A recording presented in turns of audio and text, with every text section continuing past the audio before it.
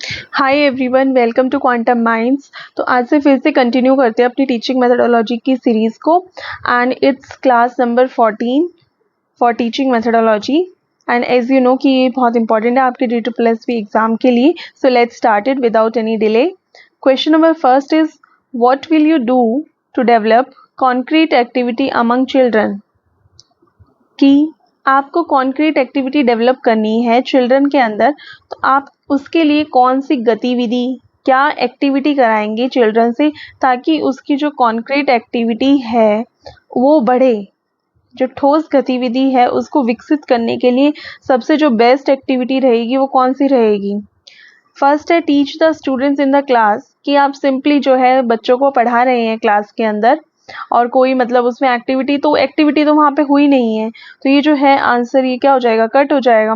फिर give homework to the students, छात्रों को गृह कार्य देंगे, तो उससे भी जो है कॉन्क्रीट एक्टिविटी के अंदर वो चीज़ नहीं आ गई, because you simply give the homework to the students, कि आपने गृह कार्य दे दिया तो गृह कार्य कर लेंगे बच्चे, बट उससे जो है वो कॉन्क्रीट एक्टिविटी डेवलप करने में उसकी हेल्प नहीं होगी। थर्ड है give project work to the students, छात्रों को प्रोजेक्ट कार्य दे। तो project is a type of activity and you are giving project to the students and this will lead to the development of concrete activity. ये जो है surety है कि अगर आप प्रोजेक्ट वर्क दे रहे हैं बच्चे को तो उसमें जो है इंटरेस्ट के साथ वो चीज़ों को करता है एंड अच्छे से पार्टिसिपेट करता है। आपने किसी टॉपिक के बारे में बोल दिया है कि आपको जो है ये प्रोजेक्ट बना के लाना है, तो वो उसके लिए डिफरेंट मटेरियल्स ढूंढेगा एंड किस तरह से जो है सोर्सेज फाइंड आउट करेगा। तो एक्टिवली कहीं ना कहीं पार्टिसिपेट कर रहा है, उसका थोड़ा सा इंटरेस्ट उसमें ज़्यादा है, उसके जो थॉट्स है वो भी वहाँ से इंक्रीज हो रहे हैं। तो ये जो है प्रोजेक्ट वर्क जो होता है वो डेवलप करने में मदद करता है स्टूडेंट की उसकी कॉन्क्रीट थिंकिंग को। ठीक है, तो इसका आंसर जो यही होगा, give project work to the students. कि innovative work to the students ये फर्दर लेवल में आ गया। तो ये आपने देखा होगा कि कॉन्क्रीट स्टेज है जो पियाजे के द्वारा डेवलप की गई है, तो आप कॉन्क्रीट एक्टिविटी को डेवलप कर सकते हैं by giving them project work. ठीक है, अब बात आती है क्वेश्चन नंबर सेकंड की। Which institution on environment publishes a popular magazine down to earth. कि कौन सा इंस्टीट्यूशन है जो पब्लिश करता है पॉपुलर मैगजीन, एक मैगजीन है, किस नाम से है, डाउन टू अर्थ नाम से एक मैगजीन है। इसको कौन सा जो है इंस्टीट्यूशन पब्लिश करता है। पर्यावरण पर कौन सी संस्था लोकप्रिय जो पत्रिका है डाउन टू अर्थ को प्रकाशित करती है। ये जो फेमस मैगजीन है जिसमें इन्वायरमेंट से रिलेटेड टॉपिक्स होते हैं, साइंस के बारे में टॉपिक्स होते हैं, प्रकृति के बारे में होते हैं, नेचर के बारे में टॉपिक्स होते हैं, तो ये पर्यावरण, विज्ञान, प्रकृति के बारे में जो है इंफॉर्मेशन प्रोवाइड करती है। जो लेटेस्ट जो चल रहा है पूरी कंट्री में उसके बारे में इंफॉर्मेशन देती है।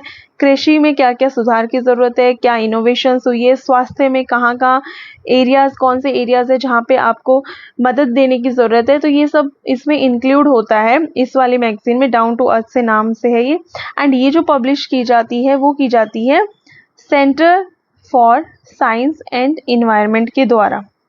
ये जो मैगजीन है डाउन टू अर्थ ये पब्लिश करता है centre for science and environment, new Delhi, विज्ञान एवं पर्यावरण केंद्र नई दिल्ली के द्वारा जो है ये मैगजीन पब्लिश होती है। ठीक है, इसमें नेचर से रिलेटेड होता है कंटेंट। क्वेश्चन नंबर थर्ड है थॉर्नडाइक्स लॉ ऑफ लर्निंग इज। कौन सा लॉ है लर्निंग का थॉर्नडाइक के द्वारा।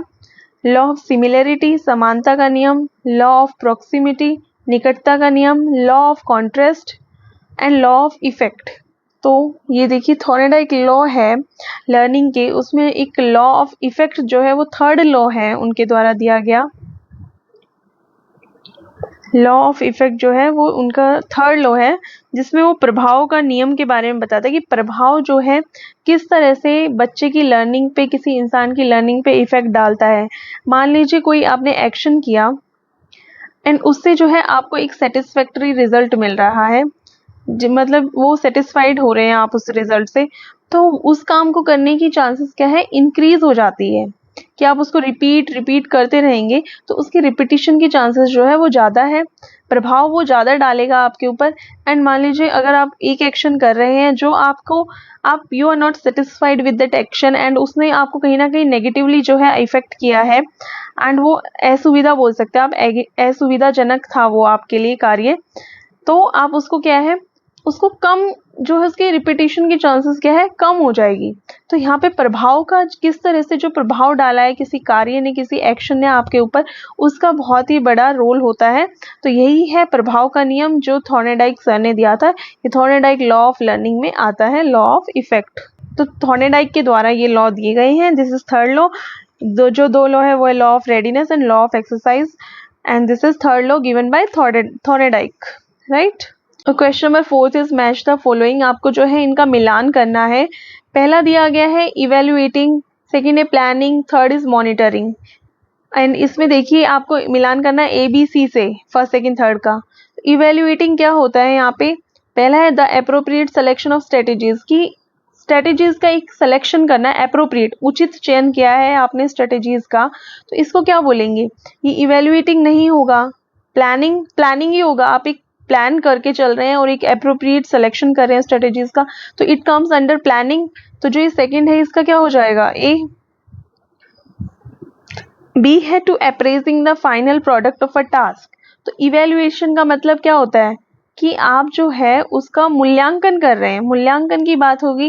एंड यू कैन सी कि मूल्यांकन यहाँ पे भी आ रहा है कि किसी कार्य के अंतिम उत्पाद का मूल्यांकन करना क्या कहलाता है, इवेल्युएटिंग। आप इवेल्युएट कर रहे हैं पूरे टास्क को कि क्या जो है आपका उसका फाइनल प्रोडक्ट आया है, क्या रिजल्ट आया है, तो इवेल्युएशन में आएगा। तो फर्स्ट का जो है वो हो जाएगा बी। थर्ड है मॉनिटरिंग, कि मॉनिटरिंग क्या होता है, निगरानी करना। Once awareness of comprehension and task, समझ और कार्य के प्रति जागरूकता। तो मॉनिटरिंग यही होता है, आप निगरानी कर रहे हैं, एक जागरूक है आप उस चीज के प्रति, किसी कार्य के प्रति आप जागरूक हैं। तो ये मॉनिटर, आप पूरे टास्क को जो है अपने को मॉनिटर किया हुआ है कि किस तरह से जो है चीजें हो रही है, you are all aware about the task. तो ये जो है थर्ड का क्या होगा यहाँ पे, सी। अब देख लीजिए ऑप्शन क्या है यहाँ पे, choose the correct cord. First का ए, फर्स्ट का बी कहाँ पर है, यही तो ऑप्शन, फर्स्ट का बी दो ऑप्शन में है एंड सेकंड का ए। तो ये जो है इसका आंसर हो जाएगा option number second, first B, second A and third का सी। ठीक है। क्वेश्चन नंबर 5 है, which of the following is not a principle of growth and development. आपको बताना है कि इनमें से जो है कौन सा प्रिंसिपल नहीं है ग्रोथ एंड डेवलपमेंट का। प्रिंसिपल ऑफ इंडिविजुअल डिफरेंस, कि हर जो बंदा जो है वो डिफरेंट होता है, अलग अलग उसकी जो है अंतर प्रेजेंट होते हैं सबके। तो ये बिल्कुल सही है, प्रिंसिपल ऑफ इंडिविजुअल डिफरेंस आता है कि प्रत्येक व्यक्ति का जो है अलग अलग क्राइटेरिया होता है, किस तरह से जो है उसके अंदर डेवलपमेंट हो रहा है, ग्रोथ अलग होती है। आपने देखा होगा कोई छोटा है कोई बड़ा है, डेवलपमेंट में किसी की इंग्लिश बहुत अच्छी है, किसी की इंग्लिश थोड़ी वीक है, किसी की हिंदी लैंग्वेज बहुत अच्छी है। तो डेवलपमेंट अलग अलग तरह से, उसका लिंग्विस्टिक डेवलपमेंट होता है, मेंटल डेवलपमेंट होता है। तो ये चीज़ें जो है इंडिविजुअल डिफरेंस आता है, तो ये प्रिंसिपल ऑफ इंडिविजुअल डिफरेंस हो गया। Rate of growth and development is uniform, तो ये चीज़ जो गलत है कि rate of growth and development क्या होता है, नॉन यूनिफॉर्म होता है। ठीक है, आपसे नॉट पूछा गया है तो यही इसका आंसर हो जाएगा कि rate of growth and development जो है वो नॉन यूनिफॉर्म है, क्योंकि यहाँ पे जो है आपको देखेंगे कि आप एक चेंज मिलता है आपको देखने को, जो ये डेवलपमेंट एंड इसका आप वो देखते पूरा ग्राफ, तो एक चेंज मिलेगा। आप देखते हैं कि जो अर्ली ईयर्स होते हैं उसमें जो है डेवलपमेंट का रेट जो है वो फास्ट होता है as compare to the latter years of the life. तो अर्ली स्टेज में जो है डेवलपमेंट बहुत फास्ट होता है उसके कंपैरिजन में। तो ये एक नॉन यूनिफॉर्म प्रक्रिया है, तो इसका आंसर यही हो जाएगा। प्रिंसिपल ऑफ इंटर रिलेशनशिप, यहाँ पे एक रिलेशनशिप होती है between different domains, like cognitive is inter related with the physical domain, all are inter related, तो ये सही है। प्रेडिक्टेबिलिटी, पूर्वानुमान, कि आप प्रेडिक्ट कर सकते हैं कि किस तरह से जो बच्चे का डेवलपमेंट होगा, किस तरह से उसकी ग्रोथ होगी। कोई लंबा बच्चा जा रहा है तो बोलते हैं हाँ भाई इसकी हाइट जो है वो बहुत बढ़ने वाली है, इसकी हाइट जो है लंबी होगी, तो आप एक अनुमान लगा पाते हैं चीज़ों के बारे में। तो यहाँ पे नॉट पूछा गया है, तो rate of growth and development is uniform जो है इसका आंसर हो जाएगा। ठीक है। क्वेश्चन नंबर 6 है, which of the following best defines scaffolding, in the context of education. अब आपको देखना है स्कैफ फोल्डिंग क्या है। अभी हमने recent I think first class में देखा था zone of proximal development and scaffolding के बारे में। जोन ऑफ प्रोक्सिमल डेवलपमेंट है, मान लीजिए ये this is the zone, and एक पॉइंट है जहाँ पे बच्चा जो है वो खुद के द्वारा कार्य कर पा रहा है, उसे किसी की मदद की जरूरत नहीं है, ही और she is working independently without any help. And जो दूसरा पॉइंट होता है उसमें वो पॉइंट होता है जहाँ पे बच्चे को मदद की जरूरत हो रही है, या तो उसके पीयर जो है उसके दोस्त उसकी हेल्प कर रहे हैं, या फिर वो टीचर की हेल्प ले रहा है, किसी बड़े की हेल्प ले रहा है, एंड उनकी हेल्प से जो है वो कार्य को कर रहा है। तो इस पूरी रेंज को ये जोन ऑफ प्रॉक्सिमल डेवलपमेंट बोला जाता है। एंड स्कैफोल्डिंग जो होता है जिसमें बच्चा खुद कार्य इंडिपेंडेंटली ना करके किसी दूसरे की गाइडेंस के अंदर जो है वो कार्य करता है, चाहे वो उसके पीयर हो, पीयर ग्रुप हो, चाहे फिर वो उसका टीचर हो, या फिर कोई बड़ा हो जो उसकी हेल्प कर रहा है उस चीज को करने में। तो स्कैफ फोल्डिंग होता है providing temporary support to help students achieve a learning goal. छात्रों को शिक्षण लक्ष्य प्राप्त करने में सहायता के लिए अस्थायी सहायता प्रदान करना। तो यही होता है स्कैफ फोल्डिंग की मचान की तरह जो कार्य करता है। एक जो है इंसान छात्र की हेल्प कर रहा है किसी लक्ष्य को प्राप्त करने के लिए, तो ये होता है स्कैफ फोल्डिंग। सेकेंड है assessing students prior knowledge before introducing, ये कोई कॉन्सेप्ट नहीं है स्कैफ फोल्डिंग का। Allowing students to work independently without guidance, work independently जो है बच्चा करेगा तो वो स्कैफ फोल्डिंग नहीं कहलाएगा। यहाँ पे स्कैफ फोल्डिंग में बच्चे की हेल्प करना जो है होता है पूरा गोल, कि बच्चे की आप हेल्प कर रहे हो indirectly, and he is doing his work by taking your help, and that is going to be helpful in achieving his or her goal। ठीक है, तो ये फोर्थ भी वो हो जाएगा using technology to enhance classroom interaction. तो इसका सही आंसर होगा कि प्रोवाइडिंग टेम्परेरी सपोर्ट, की सपोर्ट प्रोवाइड करना बच्चे को जिससे कि उसकी हेल्प हो पाए to achieve a learning goal. ठीक है, गाइडेंस प्रोवाइड करेंगे यहाँ पे आप। क्वेश्चन नंबर 7 है who decides text book curriculum, कि जो पाठ्य पुस्तक का पाठ्यक्रम होना चाहिए वो कौन डिसाइड करता है। पहला है द गवर्नमेंट, सरकार, the state board of education, राज्य शिक्षा बोर्ड, थर्ड है the education minister, and fourth is the principle of school, विद्यालय का प्रधानाचार्य। तो देखिए टेक्स्ट बुक करिकुलम जो डिसाइड करता है वो state board of education decide करता है, राज्य शिक्षा बोर्ड, ठीक है, एजुकेशन से रिलेटेड है। The state board of education जो है वो डिसाइड करेगा कि करिकुलम किस तरह का होगा। Option number second will be correct. Teachers comprehend the relationship between different concepts, कि जो टीचर है उसने संबंध स्थापित कर रखे हैं डिफरेंट कॉन्सेप्ट्स के बीच में through blank which visually illustrate the relationship between concepts and ideas. जो आप देखेंगे तो एक आइडियाज के बीच में जो है एक रिलेशनशिप है डिफरेंट आइडियाज के बीच में, तो इसको क्या बोला जाएगा। जो रिलेशनशिप स्थापित करते हैं डिफरेंट कॉन्सेप्ट्स के बीच में, शिक्षक विभिन्न अवधारणा के बीच में संबंधों को जो है समाविष्ट करते हैं, जो अवधारणा और विचारों के बीच के संबंधों को स्पष्ट रूप से चित्रित करते हैं। इसको पूरे को क्या बोला जाता है, जब एक रिलेशनशिप होता है, शो होता है बिटवीन डिफरेंट कॉन्सेप्ट्स। पहले कॉन्सेप्ट ग्राफ, सेकेंड है कॉन्सेप्ट मैप, थर्ड है concept chart, and fourth is concept diagrams. तो इसके लिए जो टर्म आती है जब रिलेशनशिप शो की जाती है बिटवीन डिफरेंट कॉन्सेप्ट्स और जो है उसके बीच में रिलेशनशिप, उसको बोलते हैं कॉन्सेप्ट मैप्स, संकल्पना मानचित्र। ठीक है, संकल्पना मानचित्र की तरह जो है मैप की तरह काम करता है। कॉन्सेप्ट मैप होता है जिसमें डिफरेंट रिलेशनशिप होती है बिटवीन डिफरेंट कॉन्सेप्ट्स। इसके बाद है question number 9, which of the following is the characteristic of student centre learning. यहाँ पे जो है स्टूडेंट सेंटर लर्निंग की बात की गई है। इस टाइप के क्वेश्चंस बहुत सारे आए हुए हैं about the student centre learning, तो इसके टॉपिक को अच्छे से कर लीजिएगा।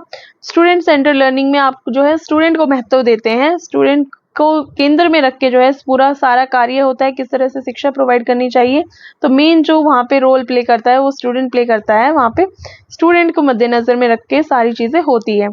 तो आपको बताना है कि इनमें से कौन सा कैरेक्टरिस्टिक है स्टूडेंट सेंटर लर्निंग का। फर्स्ट है एम्फेसाइजेस ऑन स्टैंडर्डाइज टेस्टिंग, मानकीकृत परीक्षण पर जोर देना, कि आप जो है एक स्टैंडर्डाइज टेस्टिंग बनाई गई है उस पर जो है जोर दे रहे हैं।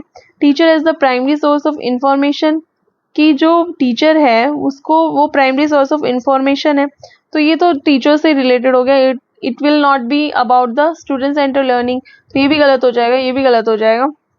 थर्ड है promoting of self directed inquiry and exploration.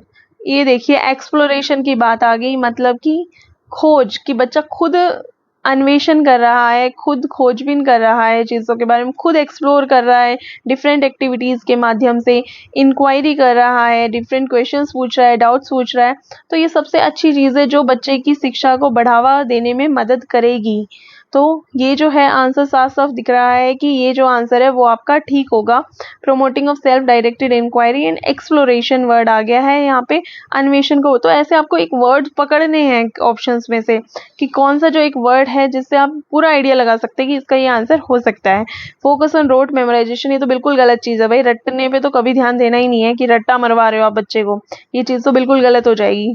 तो ये स्टूडेंट सेंटर लर्निंग में नहीं आएगा। थर्ड जो है इसका आंसर होगा। ठीक है, क्वेश्चन नंबर 10th है which instructional strategy is effective for accommodating diverse learning need in a classroom. Which instructional strategy is effective for accommodating diverse learning need in classroom. की डाइवर्स लर्निंग की बात हो रही है यहाँ पे, जो आपने अलग अलग बच्चों को वहाँ पे है, डाइवर्सिटी है आपकी क्लासरूम में, अलग अलग कास्ट से बच्चे हैं, अलग अलग रिलीजन से बच्चे हैं, अलग अलग वैरायटी के बच्चे हैं। ऐसा नहीं कि आपने सिर्फ टॉपर्स रखे हुए हैं क्लास में, ऐसा नहीं कि आपने सारे वीकर सेक्शन वाले बच्चे रखे हुए हैं, या फिर जो बिल्कुल पढ़ाई में कम है, इंटेलिजेंट नहीं है, उनको रखा हुआ है। हाँ, यहाँ बात हो रही है डाइवर्स लर्निंग की, कि हर टाइप का बच्चा जो है वहाँ पे प्रेजेंट है उस क्लास में। तो उसमें which instructional strategy is effective for accommodating diverse learning, तो कौन सी इसमें इंस्ट्रक्शनल स्ट्रेटेजी हेल्पफुल होगी यहाँ पे सबसे ज़्यादा, तो कौन सी होगी आपको बताना है। पहला है one size fits all approach, एक ही आकार सभी के लिए उपयुक्त दृष्टिकोण, कि आपने एक ही आकार फिक्स कर दिया है एंड उस दृष्टिकोण आपका उस टाइप का अप्रोच रख रहे हैं, आपकी एक ही जो साइज है, आपने जो चीज़ें रख दी वो सबके लिए फिट है, तो ये तो नहीं होगा। डिफ्रेंशिएटेड इंस्ट्रक्शन, विभेदित अनुदेश, तो ये देखिए ये बिल्कुल सही बात है। डिफ्रेंशिएटेड इंस्ट्रक्शन, जो डिफ्रेंशिएटेड इंस्ट्रक्शन होता है यहाँ पे जो है आप ईच स्टूडेंट की जो व्यक्तिगत रुचियां होती है, जो उनके इंटरेस्ट होते हैं, पर्सनल इंटरेस्ट होते हैं, जो उनकी नीड होती है, क्या उनको ज़रूरत है, एंड उनके जो क्या उनके टैलेंट है उसके अंदर, क्या उनके बेस्ट एरियाज है, आप उन सबको मद्देनज़र रखते हुए जो है चीज़ें तैयार करते हैं, पाठ को तैयार करते हैं, बोल सकते हैं आप लेसन्स तैयार करते हैं। तो ये डिफ्रेंशिएटेड इंस्ट्रक्शन विभेदित अनुदेश के अंदर आता है, जब आप डिफरेंट आवश्यकताओं को मद्देनज़र रखते हुए, में हर बच्चे की आवश्यकताओं को मद्देनज़र रखते हुए एक पर्टिकुलर चीज़ जो है वो तैयार कर रहे हैं, एक पर्टिकुलर पाठ तैयार कर रहे हैं, पर्टिकुलर एक्टिविटी तैयार कर रहे हैं, ये आता है डिफ्रेंशिएटेड इंस्ट्रक्शन। थर्ड है रिजिड एडेरेंस टू अ करिकुलम, पाठ्यक्रम का कठोरता से पालन, ये गलत चीज़ है। वहाँ पे डाइवर्स लर्निंग नहीं हो सकती है कि आपने एक कठोरता से आपने एक फिक्स कर दिया कि इसका पालन करना ही पड़ेगा। फोर्थ है यूनिफॉर्म पेसिंग ऑफ लेसन्स, पाठों की एक समान गति, एक समान गति से सब बच्चों को इफेक्टिव नहीं होगा, क्योंकि हर टाइप के बच्चे होते हैं। तो ये चीज़ आप एक चीज़ जो है वो फिक्स नहीं कर सकते, रिजिड नहीं बना सकते किसी चीज़ को। तो यहाँ पे डिफ्रेंशिएटेड इंस्ट्रक्शन बिल्कुल राइट आंसर है। विभेदित अनुदेश, यहाँ पे जो है आप हर सबकी नीड्स को मद्देनजर रखते हुए चीज़ें की जाती है, एंड ये डाइवर्स लर्निंग के लिए बेस्ट जो है इंस्ट्रक्शनल स्ट्रेटेजी मानी जाएगी। क्वेश्चन नंबर 11 है what is the primary purpose of formative assessment in the classroom, कि जो प्राइमरी पर्पस है किस चीज़ का, फॉर्मेटिव असेसमेंट का। यहाँ पे बात हो रही है फॉर्मेटिव असेसमेंट। कक्षा में रचनात्मक मूल्यांकन का प्राथमिक उद्देश्य क्या होता है।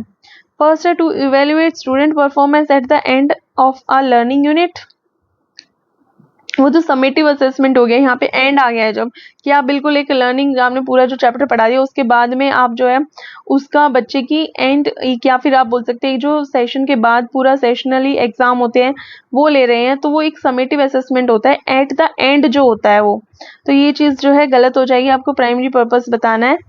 To provide feedback to students during the learning process, तो फॉर्मेटिव असेसमेंट में यही होता है कि आप जो है पूरी जो सीखने की प्रक्रिया है उसके दौरान छात्रों को फीडबैक प्रदान करते हैं, उनकी जो आप उनकी वीकर सेक्शंस देखते हैं, उनके जो बेस्ट सेक्शंस होते हैं उनको मद्देनजर रखते हैं, उनका इवेलुएट करते हैं। तो आप ये जो है पूरे लर्निंग प्रोसेस के दौरान जो है क्वेश्चंस पूछते हैं उनसे, उनकी नॉलेज के बारे में जानते हैं। तो ये जो फॉर्मेटिव असेसमेंट है वो पूरा कब होता है, ड्यूरिंग द लर्निंग प्रोसेस होता है।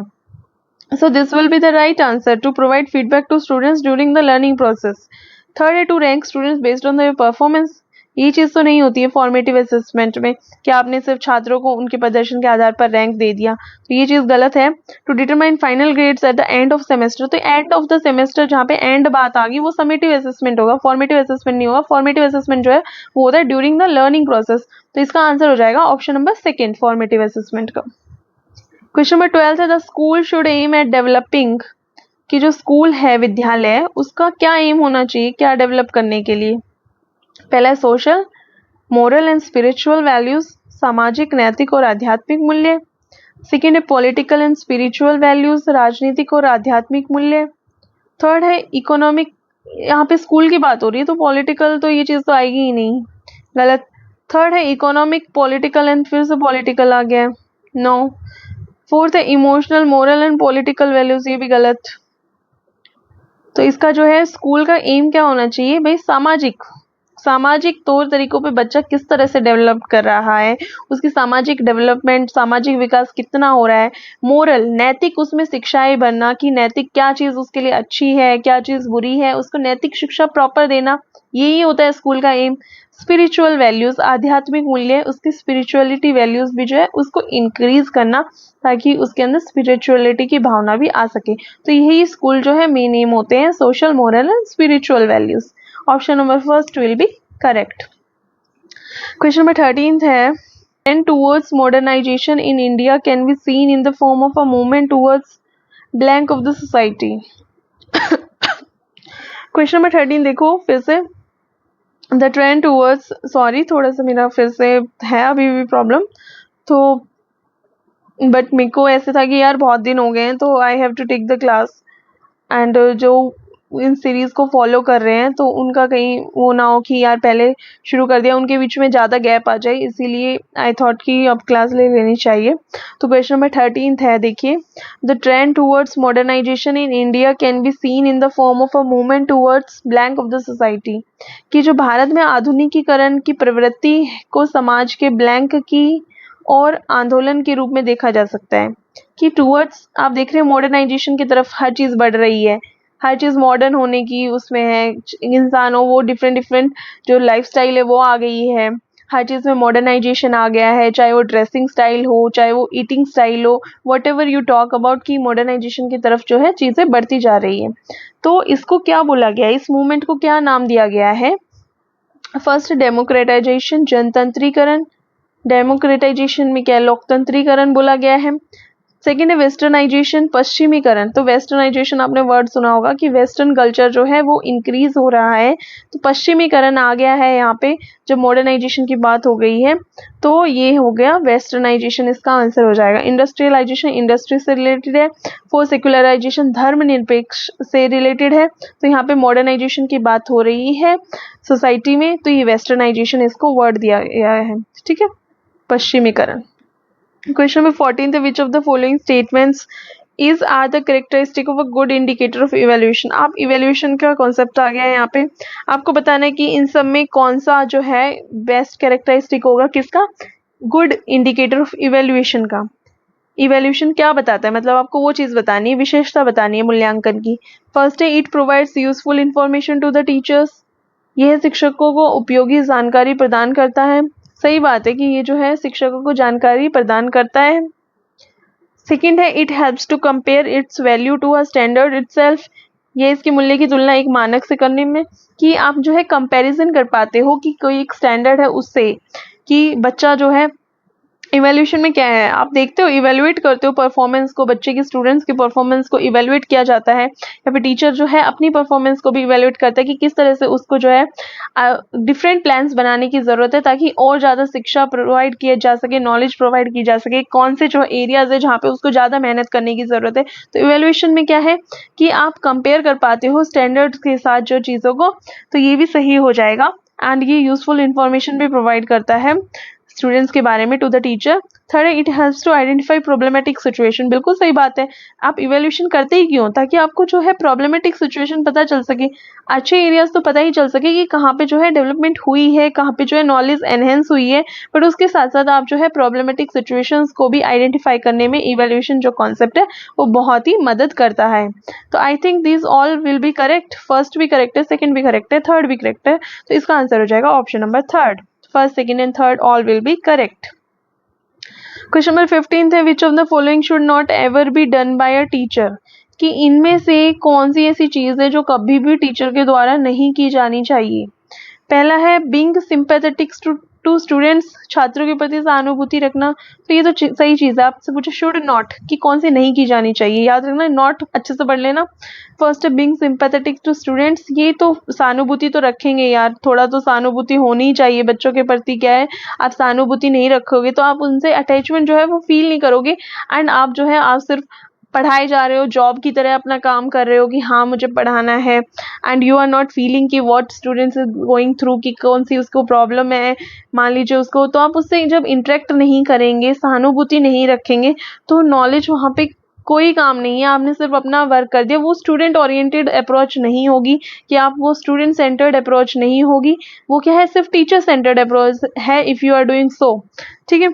बी है make fun of his colleagues in the presence of his pupils to earn the latter's trust, कि आप जो है अपने कलीग्स जो है, अपने जो साथ के सहकर्मी हैं, अपने साथ के टीचर्स हैं, उनका जो है मजाक बना रहे हैं बच्चों के सामने, ताकि जो है बच्चे आप पे विश्वास कर सके कि हाँ भाई ये जो सर है या फिर मैडम है हमें ना बातें बता रहा है अपने कलीग्स की, तो ये हमारा बिल्कुल ऐसे हमारी फ्रेंड की तरह है कि इतनी अच्छी चीज़ें बता रहा है, एंड बाकी जो टीचर्स हैं उनके बारे में भी हमें इंफॉर्मेशन दे रहा है, उनका मजाक उड़ा रहा है।